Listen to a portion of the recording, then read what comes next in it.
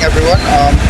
Today we will be discussing about the importance of the freedom of the press and the importance of expressing your opinions and how and why should be heard. Um, so I am your host for today. I am Junior Polidon together with the guest, Miss Maria Kaila, Miss Vila, and Miss Shirley. So for the first question, how does red tagging violate human rights? So, hello everyone. My name is Shir.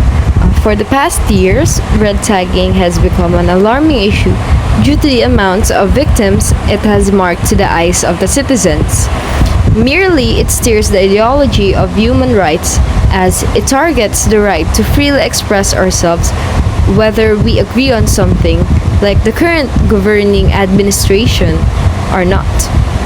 In simpler terms, it suppresses the people's thinking, where being critical has no room to grow in, and oppressing the different is the way to survive life. So, for me, red tagging is a direct attack on freedom of expressions as it seeks silence or dissent and criticism of the government and its policy.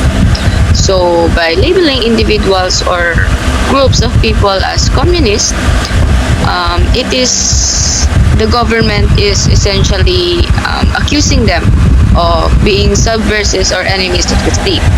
So this leads to self-censorship as people may fear being targeted if they express their opinions and um, views openly to the public.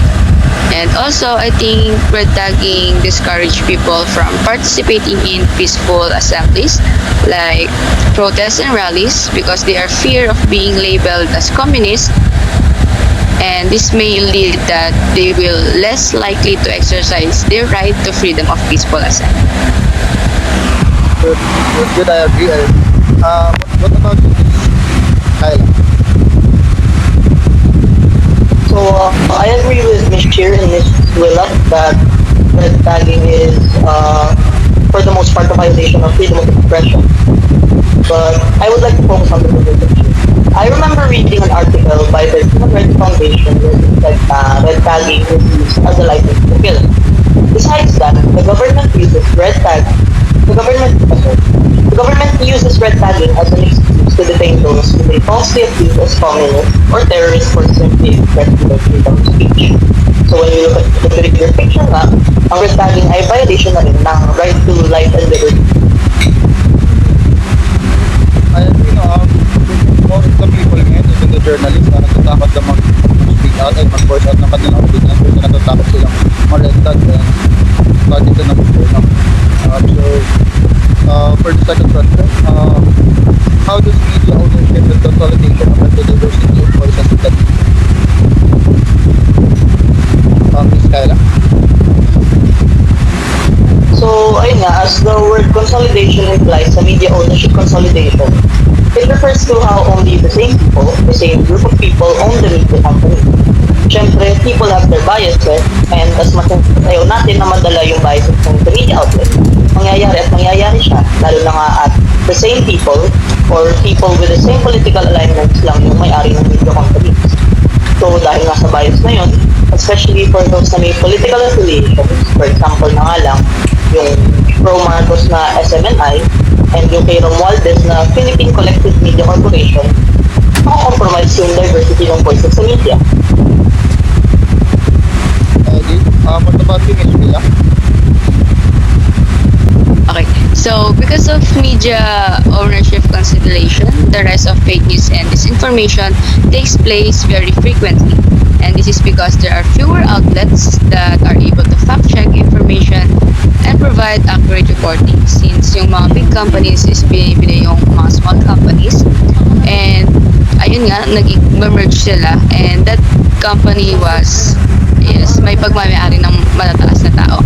So, when ownership of media is concentrated in the hands of a few powerful entities, it can be more difficult for independent and marginalized voices to get their stories heard. So, in short, this can limit the range of perspectives and experiences that are represented. So, gaya nga ng sinabi ni Nico about the media ownership consolidation which affects the diversity of voices in the media, hindi nagiging patas yung sinasabing information since may bias nga and minsan kinokontrol ng tao. So, hindi mo na talaga alam kung ano yung tama at mali. Due to the media ownership consolidation, political news has become indefinite, as many people have control in creating what news to spread to the people.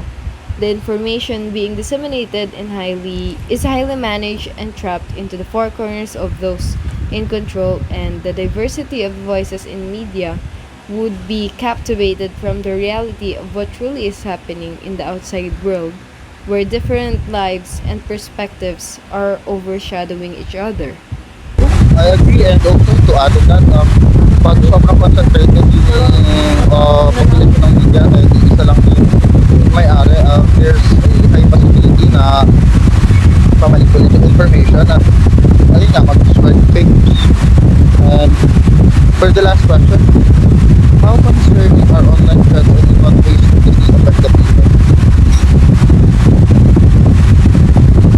Miss Villa?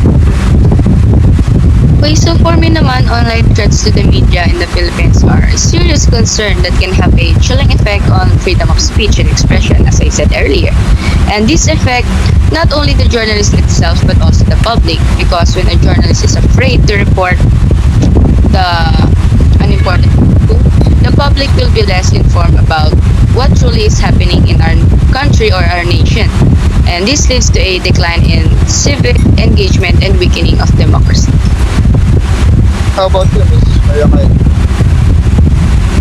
In in the digital age where information is one of the most important resources, online threats like ransomware and other forms of cyber attacks pose a significant threat to individuals and organizations alike.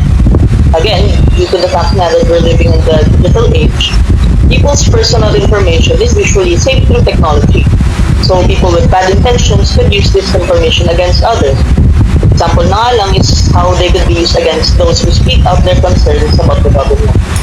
So to answer the question of how concerning online threats are, then I would consider them very concerning. Naman yung sinabi ni Willa na ayun nga yung mga online threats in the community condemns freedom of speech, since kahit nga sabihin natin na nasa online lang yan or basta i-post mo lang yan sa online, hindi mo alam kung ano yung totoo sa hindi, kasi nga hindi mo nakikita kung ano yung nasa labas ng online community. And yun nga yung kay Nico, parang ginagamit siya to attack the people. And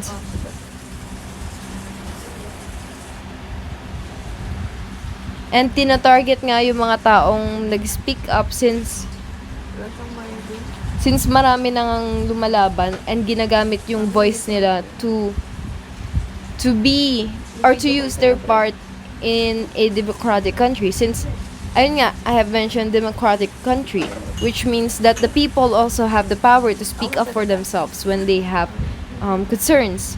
So when these threats, whether it will be in the online platform or in reality or in person, this is very concerning, since you never know if it's true or not, but it's still a threat, and it doesn't help the people to exercise their right to raise their concerns, to use their power as a larger community in the democratic country, and those who have their concerns to make a better living for other people in our country. Good points, good points. Also to add to that, babalik ako sa first question ko. Dahil nga sa online threat, natakot na yung mga tao, red tag, alam mo yung ganon, and they're afraid to speak and voice out their opinions. Very good. So, that would be all for our session.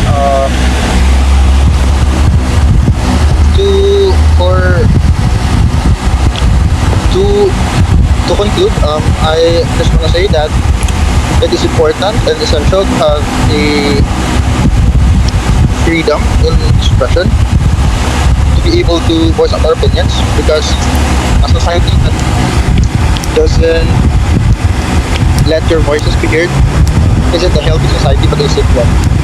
That's all for today. This is your host, Jim Marpolitan. Have a good day. Thank you.